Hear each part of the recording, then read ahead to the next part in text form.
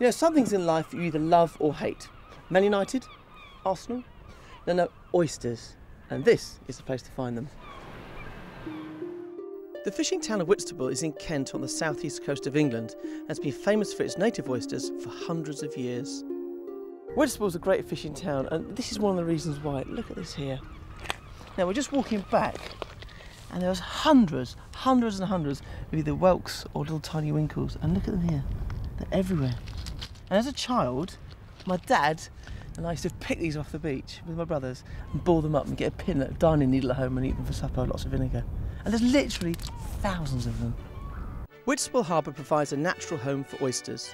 The best ones are found in the shallow waters close to the shore, where salt and fresh waters mix. And it's here the fishing boats wait for their chance to skim the waves and fish for oysters. Andy Riches has been fishing for oysters from here for well over 30 years now, and he's very kindly invited me out to go dredging. Only problem is, it does look a bit grey. So, let's give it a whirl.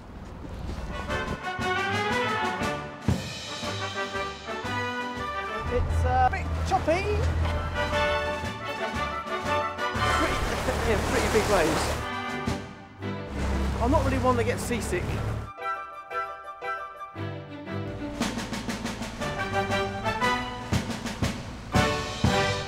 At one stage, there would have been at least 100 boats operating from these waters, but now there are only a few.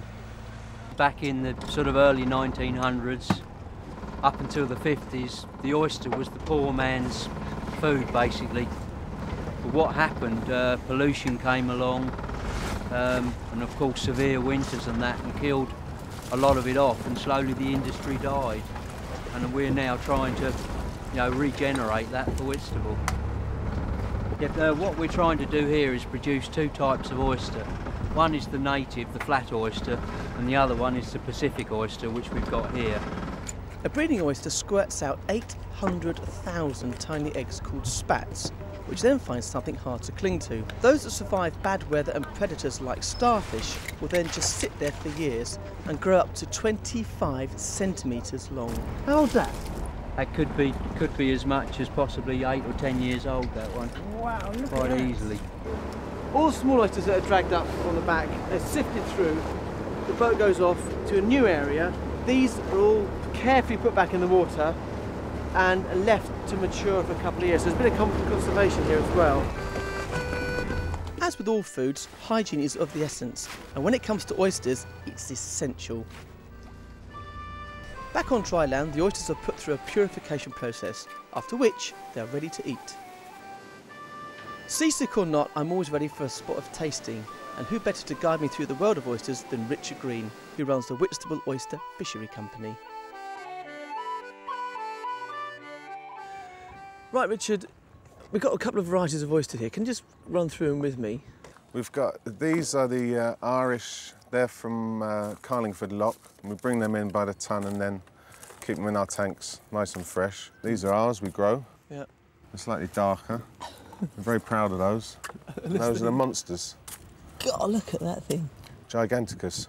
I have never seen an oyster that big in my life. I've been cooking 25 years, and there's some even bigger than this. It's the only time I've seen anything like that. You do in the Far East. I went to Thailand once, and they like them that big. They sort of make soups or omelettes or. God, look at the size of that. Look at it. Or you can deep fry them. Yeah. Should we open up and see if there's anything? Yeah, open that one. Now, when you open oysters, I was always taught as an apprentice. Yeah. He's a bit professional. I was always taught to go inside it's here. Not easy. It's not easy sitting down actually, but. I think the most reliable method is to preferably wrap the oyster in a cloth, like that, and then like you want to break that hinge with a kind of horizontal movement, because if you twist these knives, you'll just twist the knife. Yeah. Once you're there, you can slide the knife across and cut that muscle. What size of that? Good grief. Which is there. And then see, that's nice. It's lovely and meaty as well, And that's ever so good, especially for this time of the year. What's the best time of year to eat them? The best time's in the winter. Is it really? Yeah. Even though people used to say that old rule, hour in a month, which is a lot of rubbish actually. But that used to be when they were.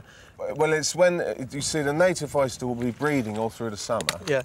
So you don't really, they're left alone, and as ours are out there at the moment, you know, you leave them quietly to breed. After they've spawned, they go very, very thin. Yeah. And you don't really want to be disturbing the beds or anything. But these introduced variety, the rock oysters, they're not supposed to breed in the summer, so you can eat them all year round. You must get a lot of courting couples come to the restaurant thinking that, you know, oysters, aphrodisiac, good time, nice weekend. That's it. Well, I think it's, you know, if you're sort of canoodling over some oysters and crabs and lobsters, a bottle of wine, watching the sunset go down, you know. There's something quite sexy nice about an oyster as well. It's like mussels. They're very sexy things to eat. I think that's probably a lot of the reason why people think they're aphrodisiacs. Sensual, aren't they? Sensual. They are sensual. That's the right word. Really milky. It may be hard work opening the oysters, but believe me, it's worth the effort. They taste delicious. Oh, God. I only came to Whitstable twice as a child. That was a long, long time ago. And I have to say, it hasn't changed much at all. The people are nice, the food's been great. The boat trip was a bit dodgy. But overall, it's wonderful, and I can't wait to come back again.